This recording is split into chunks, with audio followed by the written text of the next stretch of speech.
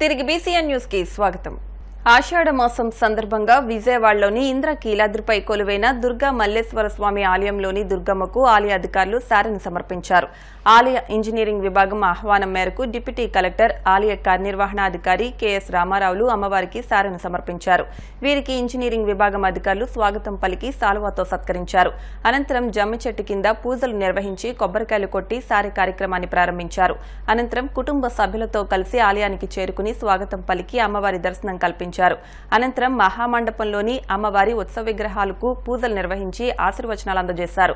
ఈ కార్యక్రమంలో ఆలయ స్థానాచార్యులు విష్ణుభట్ల శివప్రసాద్ శర్మ, ఉప కార్యనిర్వహణాధికారి లీలాకుమార్, కార్యనిర్వాహక ఇంజనీర్ లింగం రమాదేవి, ఇతర సిబ్బంది పాల్గొన్నారు.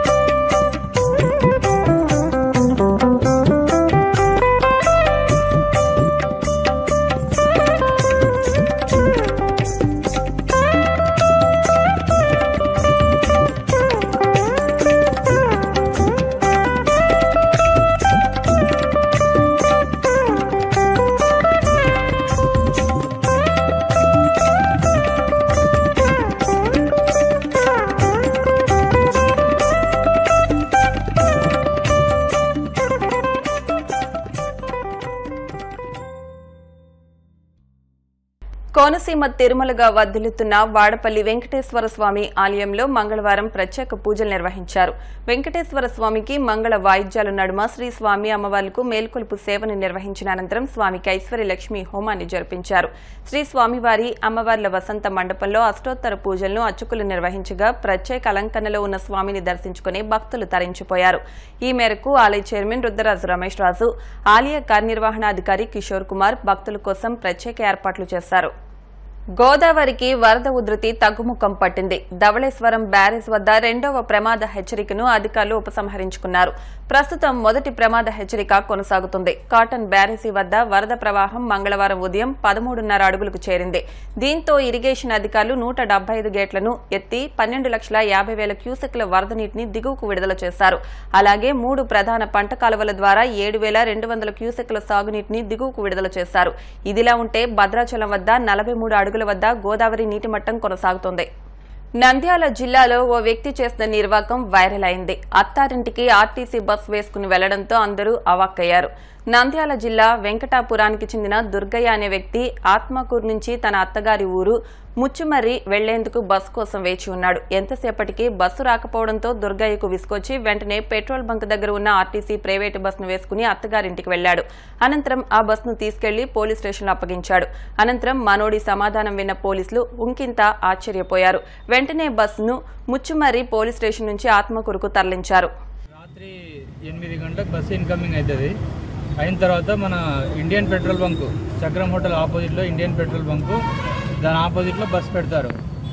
ఆ బస్సును రాత్రి పెట్టారు, పార్కింగ్ చేశారు. మళ్ళీ డ్రైవర్ ఉదయం వచ్చేసరికి బస్సు తీసుకొని వెళ్ళాలని వచ్చాడు. అతను వచ్చేసరికి బస్సు కనపడలేదు. ఎక్కడుందని టెన్షన్ పడ్డారు, మనమంతా టెన్షన్ పడ్డాము. తర్వాత మనకు తెలిసింది ఏమంటే ముచ్చుమర్రిలో బండి ఉందని తెలిసింది. ఆల్రెడీ నందికొట్కూరు క్రాస్ అయి వెళ్తుంది బండి. క్రాస్ అయి వెళ్తుంటే మన డ్రైవర్స్ అందరూ అక్కడ నందికొట్కూరు వాళ్ళు చూశారు. చూసి ఏందబ్బా బండి ఇక్కడ వెళ్తుంది అని మాకు ఇన్ఫామ్ చేశారు. అంటే బండి ఎవరో తీసుకుని వెళ్తున్నారు, క్రాస్ చేసి పట్టుకోండి అని మేము వాళ్ళకి ఇన్ఫర్మేషన్ ఇవ్వడం జరిగింది. వాళ్ళు క్రాస్ చేసి వెళ్తుంటే బండిని క్రాస్ చేయని వాడికి ఇవ్వట్లేదు. అతను డైరెక్ట్గా పాము లెక్క వెళ్తున్నాడు. అంటే ఒక ఓవర్టేక్ చేసేటప్పుడు అతన్ని పక్క మీదికి రావడం అనేది చేస్తున్నాడు అతను. లాస్ట్కు మేము ముచ్చుమరి పోలీస్ స్టేషన్లో ఇన్ఫామ్ చేశాను, ఇట్లా బండి వస్తుంది కొంచెం క్యాచ్ చేయండి అని ఇన్ఫామ్ చేశాము. చేస్తే వాళ్ళ డ్రైవర్కి బస్సుకు అడ్డం వచ్చి నిలబడ్డారు. మొత్తం మీద బండి ఆపాడు అతను. ఆపి డ్రైవర్ని అదుపులో తీసుకొని ఆత్మకూరు స్టేషన్లో అప్పగించడం జరిగింది. మా భార్య వచ్చేసి ముచ్చుమరిలో ఉందనా, అందుకు బస్సు తీసుకోవడం అక్కడికి చూడడానికి వెళ్ళాను నేను అన్నట్టు మాకు చెప్తున్నాడు అతను. అదేమో మాకు అర్థమైతే కాలేదు. హెవీ డ్రైవర్ అంట, బస్సుకు తాళాలు కూడా లేవు. బస్సుకు డైరెక్ట్ ఫ్యూజ్ అంత అనుభవం ఉంది అతనికైతే. కనెక్షన్ ఇచ్చుకొని మొత్తం మీద బస్సు అయితే తీసుకుని వెళ్ళాడు, తాళాలు కూడా లేవు. రక్తదానంతో ఒకరికి ప్రాణదానం చేయవచ్చని పెద్దాపురం సాయి సేవా గ్రూప్ సభ్యులు అద్దేపల్లి రమేష్ పేర్కొన్నారు. కాకినాడ జిల్లా పెద్దాపురం పట్టణం తాళ్లూరి వారి సత్రంలో సాయి సేవా గ్రూప్ ఆధ్వర్యంలో రక్తదాన శిబిరాన్ని నిర్వహించారు. కాకినాడ పెద్దాపురం రోటరీ క్లబ్ అనుసంధానంతో నిర్వహించిన ఈ శిబిరంలో సాయి సేవా గ్రూప్ సభ్యులు అద్దేపల్లి రమేష్ పాల్గొని మాట్లాడుతూ 130 మంది పాల్గొని రక్తదానం చేసినట్టు తెలిపారు. ఆపదలో ఉన్నవారికి, అత్యవసర సమయంలో ఉన్నవారికి బ్లడ్ బ్యాంకులో ఉన్న రక్తం ఎంతో ఉపయోగపడుతుందని అన్నారు. ప్రతి ఒక్కరూ రక్తాన్ని ఇవ్వడమే కాకుండా ఆపదలో ఉన్న ప్రాణాలను కాపాడతారని, దీన్ని ప్రతి ఒక్కరూ దృష్టిలో పెట్టుకుని స్వచ్ఛందంగా రక్తదానం చేయడానికి రావాలని పిలుపునిచ్చారు. ఈ కార్యక్రమంలో సాయి సేవా గ్రూప్ సభ్యులు, రోటరీ సభ్యులు తదితరులు పాల్గొన్నారు.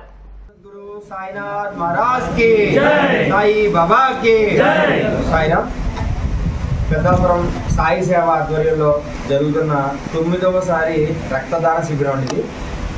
దీంట్లో 9 సార్లు కూడా మనం ఫుల్గా పార్టిసిపేట్ చేసి ఈసారి మాత్రం 125 మంది స్వచ్ఛందంగా వచ్చి ప్రతి ఒక్కరు కూడా రక్తం దానం చేశారండి. ఈ రోజుల్లో జరుగుతున్న కారణాలు బట్టి, జరుగుతున్న అనారోగ్యాలను బట్టి రక్తం చాలా అవసరం అండి. ప్రతి ఒక్కరికి ప్రతి చోట కూడా ఏ హాస్పిటల్కి వెళ్ళినా సరే బ్లడ్ కావాలన్న అవసరం. దాని మీద మేము అదే సంకల్పంతో ప్రతి 6 నెలలకు ఒకసారి, సంవత్సరానికి 2 సార్లు మేము రక్తదాన శిబిరం నిర్వహించడం జరుగుతుంది. రక్తదాన శిబిరం జరిగిందండి.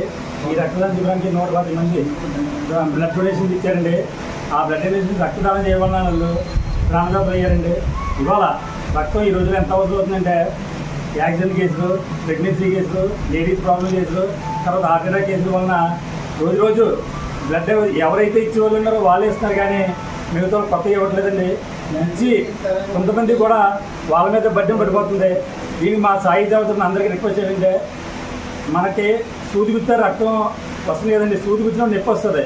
ఆ నొప్పి భయం ఖరీదు అవతల ఒక ప్రాణం అండి. ఆ ప్రాణం అవతల ఏ ఇంట్లో అయినా పెద్ద మనిషి అయితే, ఆ ఇంట్లో పెద్ద మనిషి అయితే కుటుంబాన్ని నిలబెట్టిన వాళ్ళు అందరూ గమనించి ముందు మేము చేసే కార్యక్రమాలు మన రక్తదాన శిబిరాల్లో కానీ ఎక్కడైనా కానీ వాలంటరీగా బ్లడ్ డొనేషన్ కార్యక్రమంలో పాల్గొని అందరూ కూడా ఈ రక్తం గురించి చాలా ఎక్కువ ఉన్నది కాబట్టి దాన్ని అందరూ కూడా ఈ బ్లడ్ డొనేషన్ చేసి ఈ రక్తాన్ని కొరతని తగ్గించవలసిందిగా మరీ కోరిపాటిస్తున్నామండి.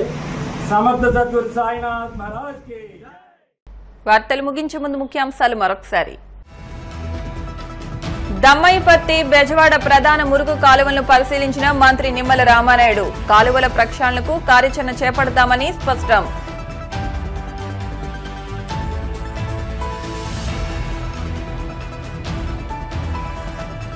ఏలూరు జిల్లా కైకరంలో రైతు సంఘాల నిరసన. కేంద్ర బడ్జెట్ కార్పొరేట్ శక్తులకు అనుకూలంగా ఉందంటూ ఎద్దేవా.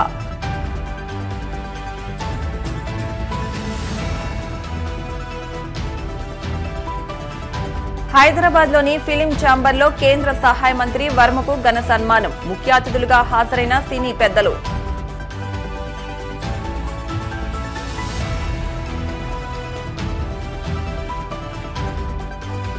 గోదావరికి స్వల్పంగా తగ్గిన వరద ఉధృతి. ధవళేశ్వరం వద్ద 2వ ప్రమాద హెచ్చరిక ఉపసంహరణ.